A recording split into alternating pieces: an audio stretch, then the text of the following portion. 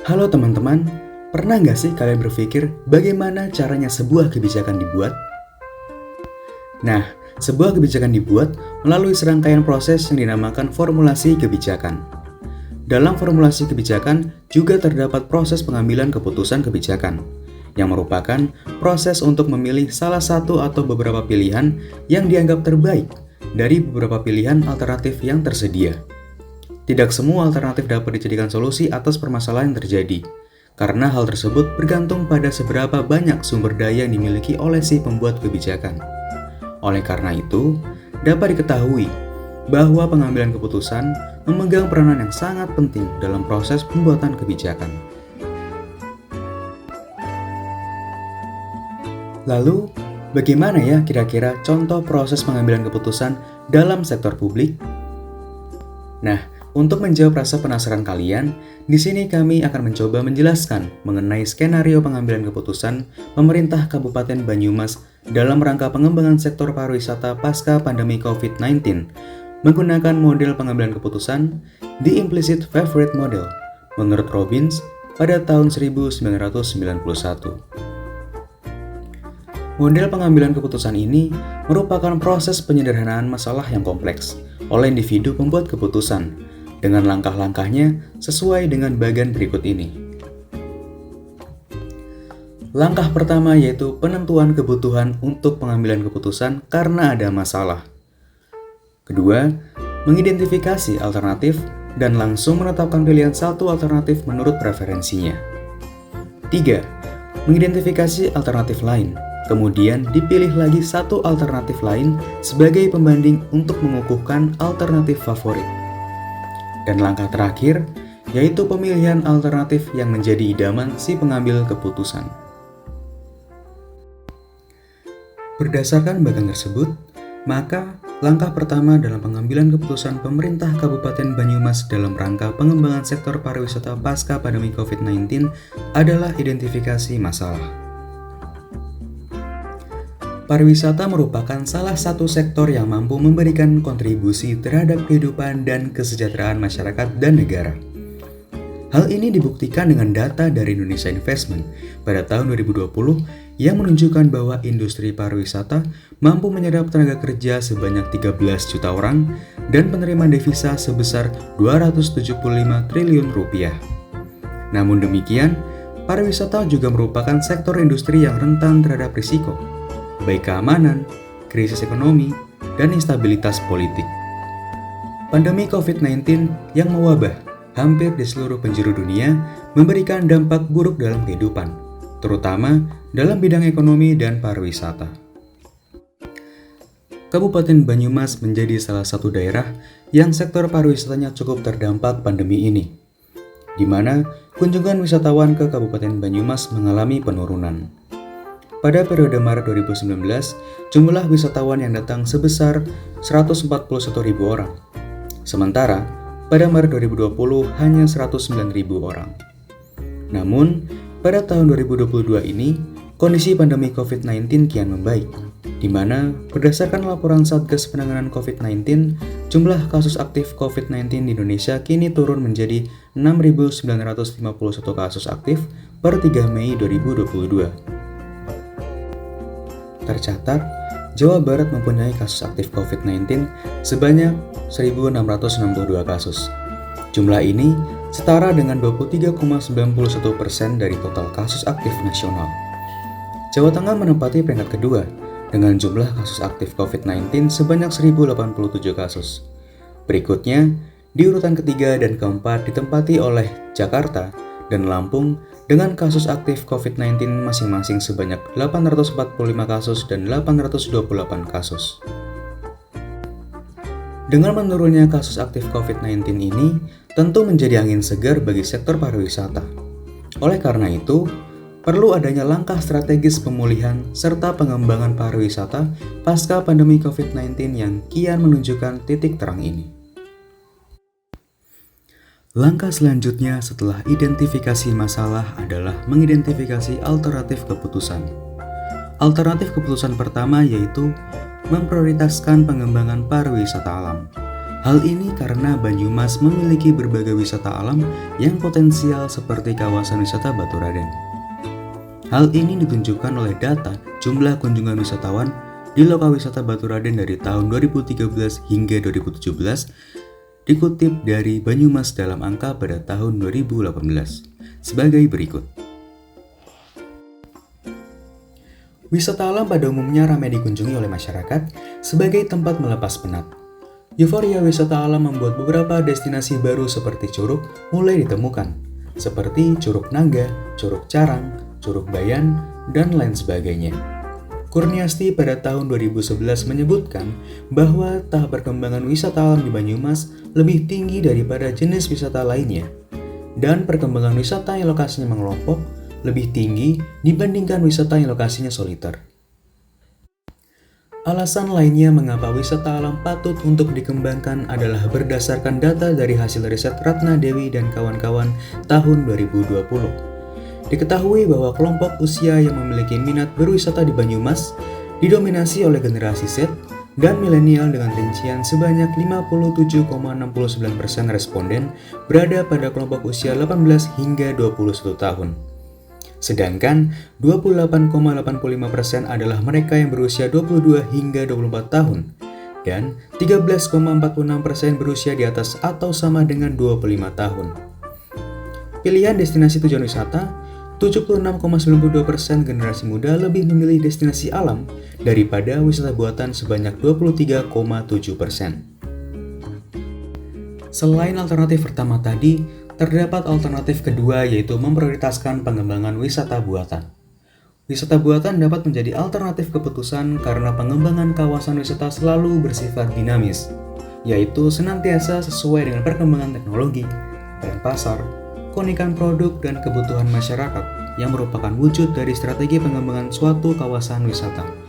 Bapeda 2013. Kebutuhan masyarakat dalam berwisata pada saat ini telah mengalami pergeseran. Wisatawan sekarang lebih senang melakukan perjalanan yang sifatnya berbeda dengan kegiatan wisata pada umumnya dan selalu menyukai atraksi wisata yang baru. Oleh karena itu, wisata buatan dapat menjadi ide segar untuk merespon permintaan pasar tersebut. Hal ini juga dibuktikan dengan beberapa contoh keberhasilan penerapan wisata buatan di daerah lain, seperti Kota Batu yang terkenal dengan wisata batu naik spektakuler, Museum The Topeng, dan Museum Angkut. Selain itu, wisata buatan juga dapat sebagai sarana penertiban dan restorasi kota, seperti di kota Sydney, Australia dapat ditemukan bangunan tua dimanfaatkan menampung pedagang kaki lima. Banyak bangunan gudang lama direstorasi dan kemudian disulap menjadi mall PKL, termasuk diantaranya gudang di pelabuhan yang menjadi pusat kegiatan anak muda. Ada anggapan, jika belum melihat Sydney Sunday Market atau Sydney Harbour, rasanya belum ke Sydney. Bagaimana kalau Pemda juga mencoba konsep pemecahan pedagang kaki lima seperti ini? Dari berbagai kemungkinan pemecahan yang kreatif yang ada, restorasi sebenarnya lebih murah dibandingkan membangun bangunan baru, dan ciri sebuah kota sebagai kota industri kuno tidak hilang.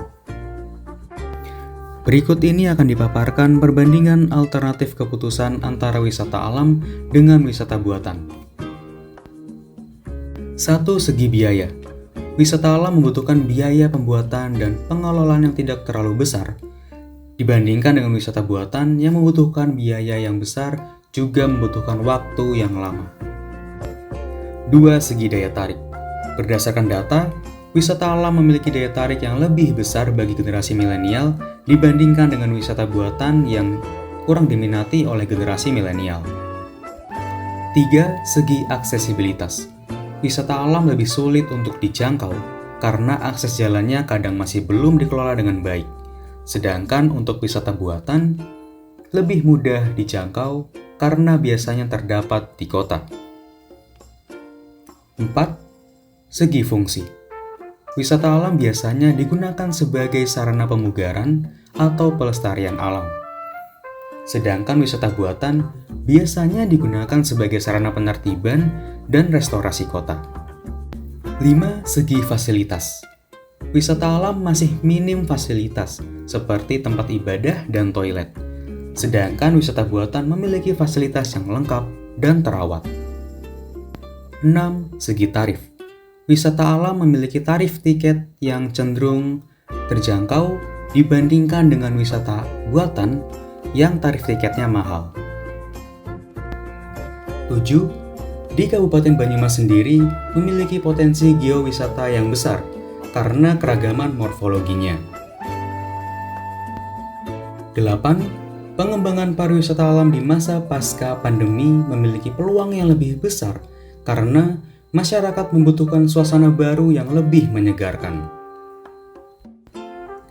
Kegiatan wisata atau rekreasi bagi masyarakat menjadi kebutuhan yang sangat penting untuk melepas penat dari segala aktivitas kesibukan sehari-hari.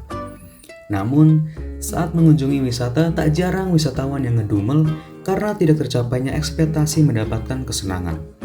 Lantas, apa sajakah kriteria yang dipakai dalam menentukan penilaian prioritas pengembangan objek wisata?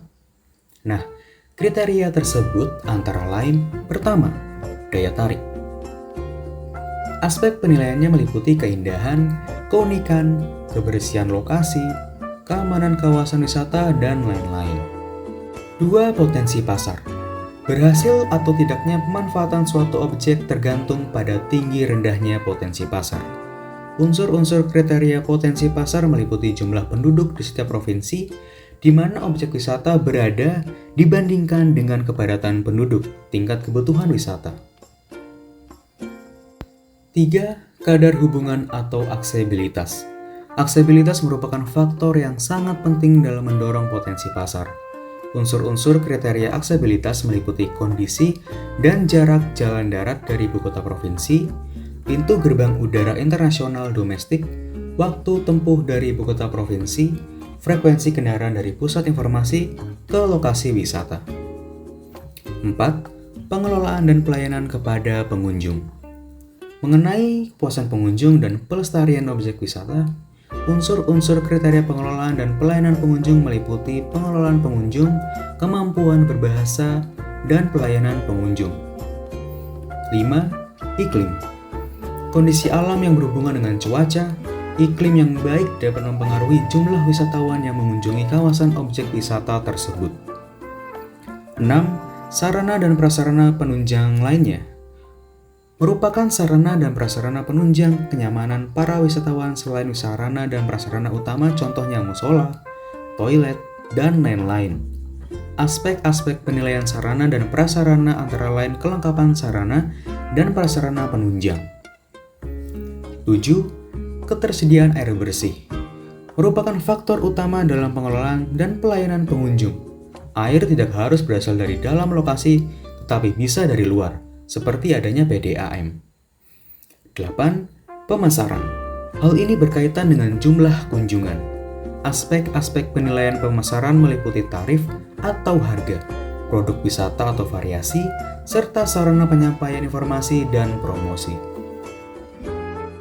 Setelah melihat kriteria-kriteria pengembangan wisata yang telah dipaparkan di atas, dapat diambil keputusan bahwa alternatif keputusan terbaik yang diputuskan jatuh kepada wisata alam. Mengacu pada kriteria yang ada, wisata alam masih lebih unggul dalam hal daya tarik dan potensi pasar yang tidak lain adalah masyarakat, khususnya generasi muda. Wisata alam juga sangat cocok dalam konteks pengembangan wisata pasca pandemi, karena semenjak virus COVID-19 menyerang, semua kegiatan kita dibatasi, termasuk waktu kita untuk liburan. Namun, setelah memasuki masa new normal, masyarakat akan cenderung memilih traveling ke destinasi yang menyajikan pemandangan alam yang indah. Hal itu dirasa karena dapat menghilangkan stres dan menyegarkan pikiran dari rutinitas kerja di rumah. Walaupun masih banyak objek wisata alam yang terkendala akibat aksesibilitasnya yang sulit, tetapi hal itu bukan menjadi masalah bagi para wisatawan, karena aksesibilitas yang sulit akan dibayarkan dengan keindahan yang ada.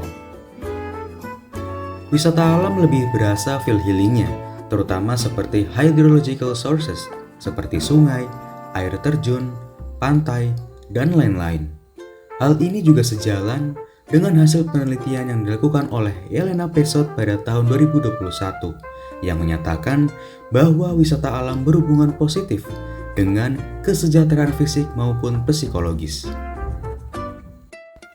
Sedangkan dari sisi pemerintah Kabupaten Banyumas, keputusan ini juga dinilai strategis karena selain minat masyarakat yang lebih tinggi, pengembangan wisata alam juga membutuhkan biaya yang minim dan infrastruktur yang tidak terlalu banyak dibandingkan dengan pengembangan wisata buatan. Namun demikian, perlu diperhatikan juga, dalam pengembangan pariwisata alam juga harus memperhatikan aspek sustainability atau aspek keberlanjutan, sehingga pariwisata alam yang nanti akan dikembangkan dapat berjalan beriringan dengan pemeliharaan lingkungan atau alam secara berkelanjutan. Demikian penjelasan kelompok kami mengenai skenario pengambilan keputusan pemerintah Kabupaten Banyumas dalam rangka pengembangan sektor pariwisata pasca pandemi COVID-19. Semoga informasinya bermanfaat untuk kita semua. Kurang lebihnya mohon maaf. Sekian dan terima kasih. Sampai jumpa.